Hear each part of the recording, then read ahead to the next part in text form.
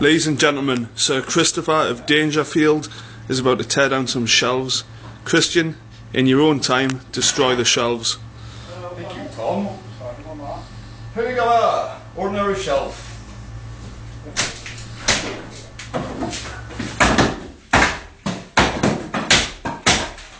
First, you may have noticed he tried to do it with his hands.